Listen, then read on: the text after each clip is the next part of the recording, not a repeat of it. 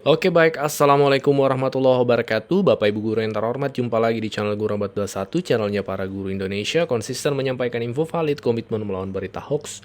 Nah, di video kali ini ada 5 informasi terbaru nih dari admin Info GTK Pusat yang perlu diketahui oleh semua guru sertifikasi tanpa terkecuali. Apa saja informasinya Bapak Ibu? Mari kita cek.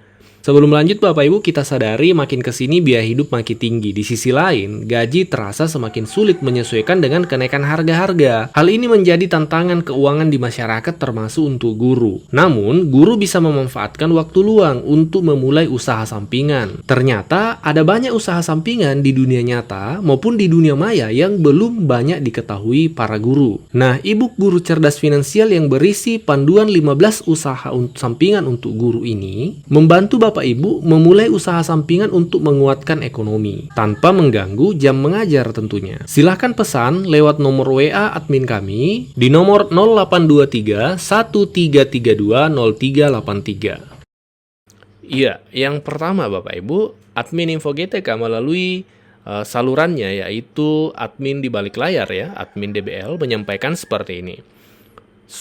Kepada Sobat Mimin, semua mohon maaf sebesar-besarnya karena belum dapat melanjutkan live streaming ya, karena Mimin sedang disuruh istirahat lagi dan belum dapat beraktivitas. Beberapa pesan yang Sobat Mimin semua, untuk Sobat Mimin semua: satu, jika rencana Dapodik rilis dalam waktu dekat, segera lakukan entry data secara lengkap dan benar karena kemungkinan validasi SKTP akan dipercepat. Nah, ini poin pertama untuk diketahui bahwa kemungkinan SKTP validasinya akan dipercepat sehingga segera lakukan entry data di Dapodik secara benar ya. Yang kedua, disampaikan juga oleh admin Info GTK seperti ini. Untuk P3K 2025 yang belum menyerahkan SPMT ke operator Simtun, segera berkoordinasi. Karena tanpa ada SPMT, maka sistem akan menganggap status Anda masih honorer. Ya, ini perlu nih untuk P3K 2025, ya, untuk SPMT-nya, ya, surat perintah melaksanakan tugas ya, Bapak Ibu, itu harus Bapak Ibu koordinasi ke operator Simtun, ya. Ya, jangan sampai SPMT-nya belum terdata. Nah, itu Bapak Ibu datanya masih honorer, nanti TPG-nya besarannya TPG honorer yaitu 2 juta. Padahal Bapak Ibu misalnya sudah P3K seperti itu. Kemudian yang ketiga, untuk semua ASN, pastikan pangkat golongan dan masa kerja pada Dapodik sesuai dengan pangkat golongan dan masa kerja pada aplikasi Maya ASN untuk memperlancar proses validasi. Ya, jadi kalau memang ada kenaikan pangkat, segera diinput di Dapodiknya supaya sinkron dengan data di Maya ASN seperti itu. Yang keempat, pastikan penugasan guru wali sudah menyeluruh agar tidak menghambat proses validasi. Jadi guru wali Bapak Ibu di 2026 itu tetap dihitung ya, dan bahkan menjadi sebuah kewajiban nih guru-guru SMP, SMA seperti itu. Nah, itu jangan sampai terlewatkan sebagai guru wali di Dapodik. Yang terakhir, jika ada perubahan nomor rekening, maka segera berkoordinasi dengan operator Simbar atau Simtun. Nah, kalau Bapak Ibu nomor rekeningnya berubah atau diganti atau ada masalah, jangan cuma diganti, tapi harus berkoordinasi melapor ke operator Dinas Pendidikan, operator Simbar atau operator Simtun, seperti itu Bapak Ibu. Nah, ini 5 informasi terbaru dari admin. Sebelumnya dari admin Info GTK juga menyampaikan beberapa informasi. Untuk Bapak Ibu yang belum mengetahui, mari kita lanjutkan. Mari kita lanjut. Sebelum lanjut Bapak Ibu, kita sadari makin kesini biaya hidup makin tinggi. Di sisi lain, gaji terasa semakin sulit menyesuaikan dengan kenaikan harga-harga. Hal ini menjadi tantangan keuangan di masyarakat termasuk untuk guru. Namun, guru bisa memanfaatkan waktu luang untuk memulai usaha sampingan. Ternyata, ada banyak usaha sampingan di dunia nyata maupun di dunia maya yang belum banyak diketahui para guru. Nah, e-book Guru Cerdas Finansial yang berisi panduan 15 usaha sampingan untuk guru ini membantu Bapak Ibu memulai usaha sampingan untuk menguatkan ekonomi tanpa mengganggu jam mengajar tentunya. Silahkan pesan lewat nomor WA admin kami di nomor 0823 1332 0383. Ini kebetulan kebetulan ada pertanyaan live saya baca gitu. Nah ini ada pertanyaan juga nih Pak Ses, berarti para guru tetap akan menerima tunjangan yang belum mereka terima. Misalnya yang tadi ya Pak, yang TW34 belum cair, itu apakah mereka akan tetap terima tunjangannya?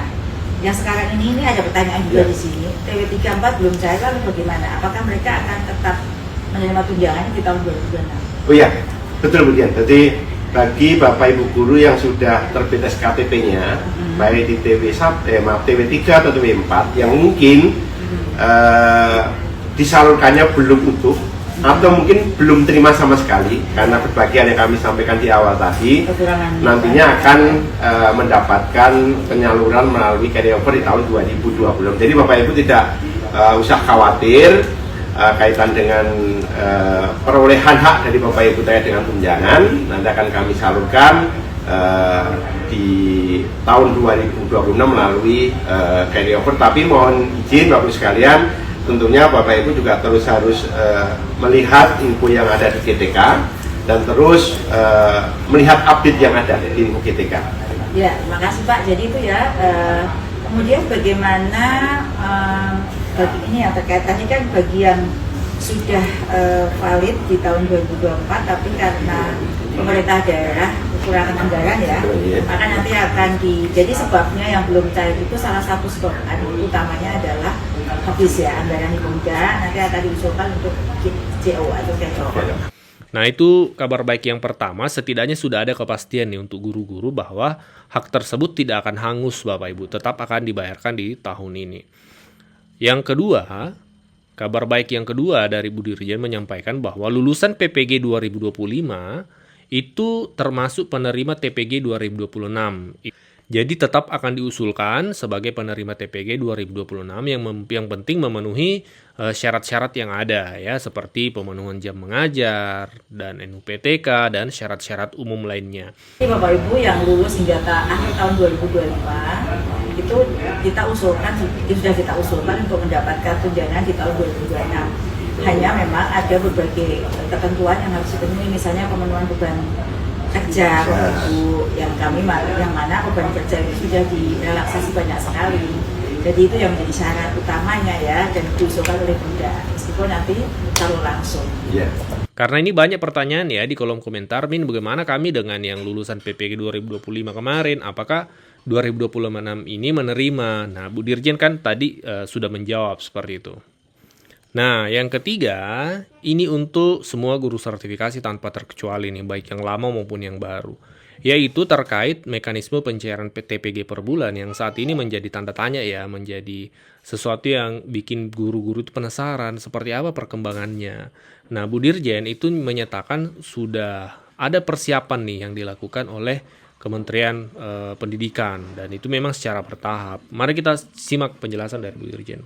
Pak Menteri kita, Pak Abdul Muti, pada puncak peringatan Hari Guru tahun 2026 kemarin ya, Bapak Ibu kan sudah melihat potongan-potongan pernyataan beliau ya, itu sudah sebar di berbagai kanal media sosial bahwa pemerintah akan mengarahkan skema penyaluran itu bukan lagi 3 bulanan tapi per bulan. Nah ini upaya yang sangat luar biasa ya, yang kami juga mendukung. Dapat kami sampaikan ya sejak awal kepada Bapak Ibu semua bahwa kebijakan ini tidak serta-merta berjalan sempurna. Seperti yang tadi saya sampaikan di awal penyaluran, ini kan baru tahun uji coba penyaluran langsung ke rekening guru. Jadi di awal-awal kan masih banyak sekali dinamika dan kami terus melakukan penyempurnaan berdasarkan masukan dari Bapak Ibu semua seperti saat ini ya, kami mengkurasi berbagai masukan. Nah, terkait dengan penyaluran per bulan seperti yang disampaikan baik Pak Presiden maupun Pak Menteri kita, ini adalah arah kebijakan baru yang sedang kami siapkan secara bertahap. Karena sekali lagi bahwa penyaluran tunjangan ini, kalau Bapak Ibu tahu itu melibatkan banyak kementerian, ya. Jadi Kementerian verifikasi, Pemda mengusulkan, Kemenkyu menyalurkan berdasarkan verifikasi yang kami kirimkan. Jadi memang ada banyak pihak yang terkait agar penyaluran ini bisa berjalan lancar. Sekali lagi bahwa kalau mau setiap bulan, ya bagaimana pemerintah daerah juga bisa mengusulkannya secara tepat waktu. Dan sekolah juga bisa memberikan laporan kinerjanya, capaiannya, beban mengajarnya dan sebagainya itu ya juga secara tepat waktu, karena ini ada kaitannya dengan data yang diberikan oleh sekolah.